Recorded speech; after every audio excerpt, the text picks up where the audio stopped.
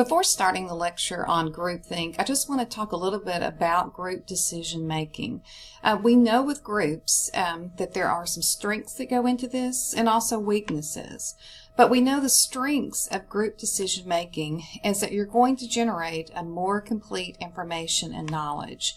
So we know that you're going to bring your best to the table, that you'll be able to, with the group, also have increased diversity of views. So not everyone is going to have the same insight, and they'll bring different experiences to the table. We also know that there's an increased acceptance of a solution. So whatever solution that group comes up with, it is typically a consensus, and so the group buys into it, and therefore you're going to have more buy-in throughout your organization. But we also know that there are weaknesses when it comes to group decision making. We know that there's conformity pressures, and we'll talk about that in just a minute with groupthink and what goes into it. I also have a great video explaining groupthink and what it is. We also know that discussions can be dominated by one or even a few members to where they take over and where people feel like, well, you know, if they think that, then I need to think it also. So you have to be careful that you don't, as I call it, have someone that hijacks the group or takes it over to where others don't feel comfortable expressing their opinions. Also, the ambiguous responsibility for the final outcome. So you know that if you're part of a group, that group can make a decision. So if something goes wrong, then you can say, well, oh, hey, I didn't do that.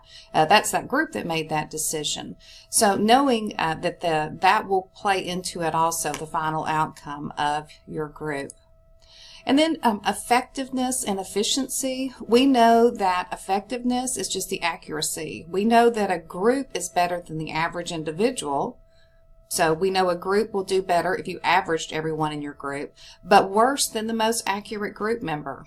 So we do know if you have a group, there might be one person in that group that comes up with the best decision, but you're not going to know that. But if you look at everyone within the group and you average them, we know that the accuracy of that group will be better.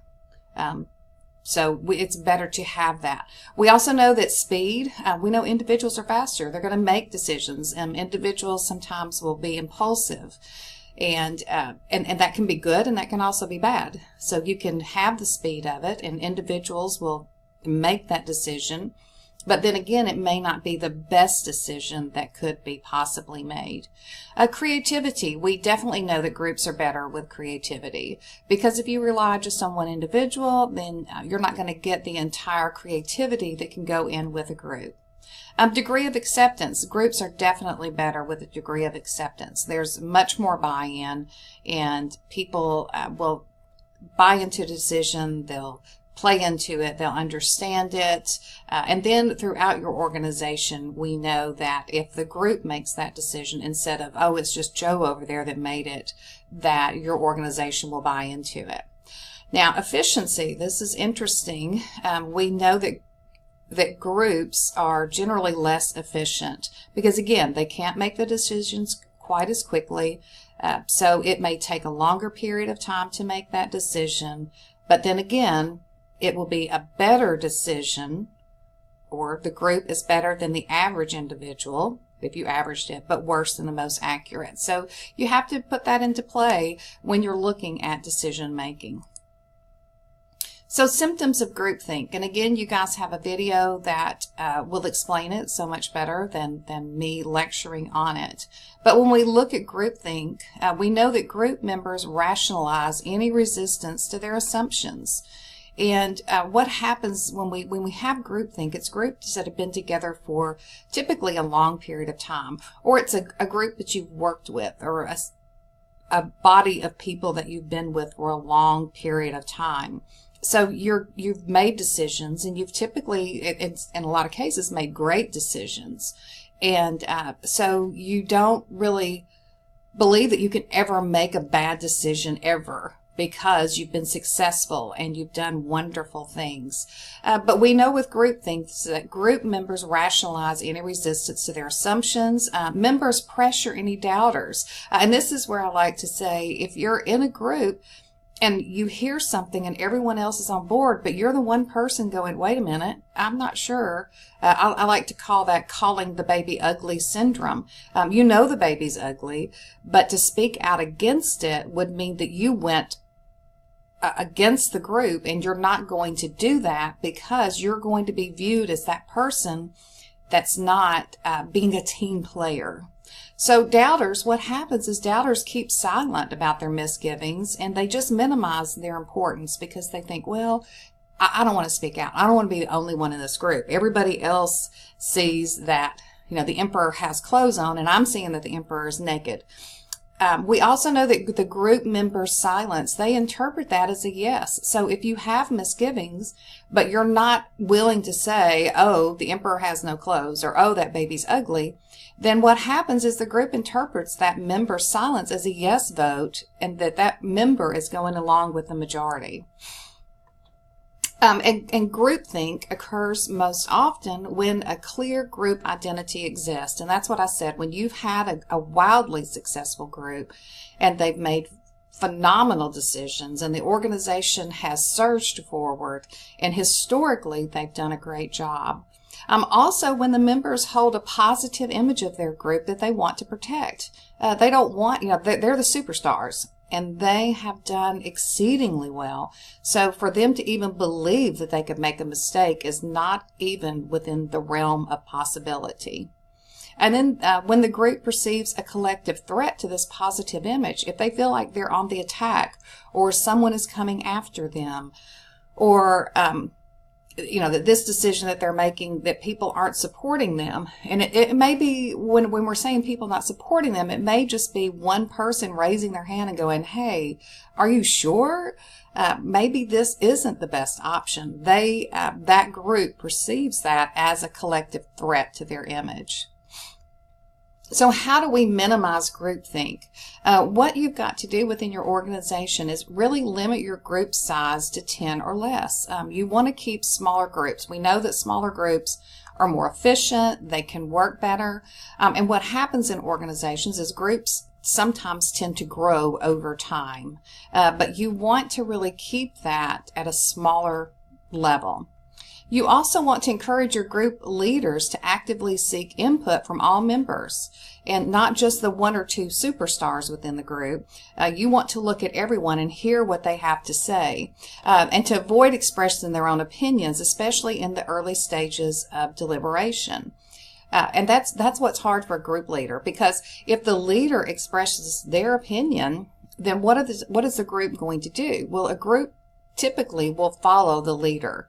So you've got to have that group leader that takes themselves out of it, and that a group leader that can go around the room and ask people and get opinions of all the members. Again, especially in the early stages of deliberation, and not express or put their opinion in it. You also, as the leader, you need to appoint that devil's advocate. And what I mean by the devil's advocate is the person in the room that's going to ask the hard questions. And they've got to be able to be the one that stands up and says, okay, wait a minute, the emperor has no clothes, or this is not a great decision, or have we looked at it another way? And again, the devil's advocate, we've all had that person in the room that, especially when everyone thinks that a decision is great, that raises their hand or expresses their opinion, that annoys you. But you need those people in it, because those are the people that are going to stop you from making that horrible decision that can impact a nation, that can impact your organization. And you're going to see that once you view the video and see the ramifications that can have by following along and having group think. Group shift. That's the decision of the group that reflects a dominant decision-making norm that develops during the group's discussion, and exaggerates the initial position of the members, and more often to greater risk. It's where everyone goes at one point in time. So you've got to watch that also. So everybody can say, be right here with one decision, and then all of a sudden the entire group shifts and goes in another direction.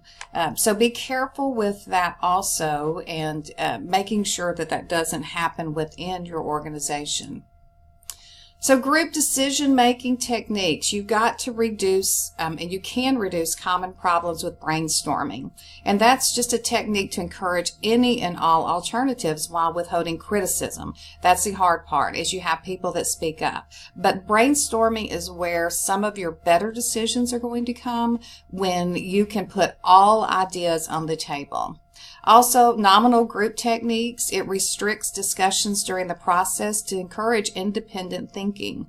And then electronic meetings, we use that with Zoom, and meeting with people. Use your computers anonymously, give honest input to where there's almost a place where people can deposit information and where they're going to feel safe.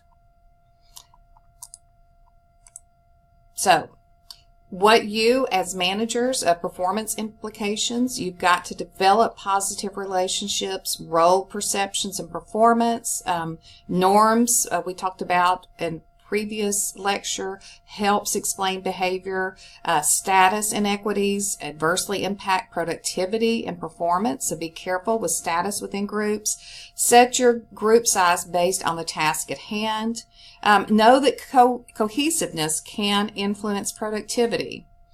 And then high congruence between boss and employee on perception of job shows significant association with employee satisfaction. So you need to be aware of that. Satisfaction is greater when job minimizes interaction with individuals of lower status, and larger groups are associated with lower satisfaction. That's all I'm gonna lecture on groups for this amount of time. Hope you guys have enjoyed this week, and if you have any questions, again, don't ever hesitate to reach out to me at lpowell@uu.edu.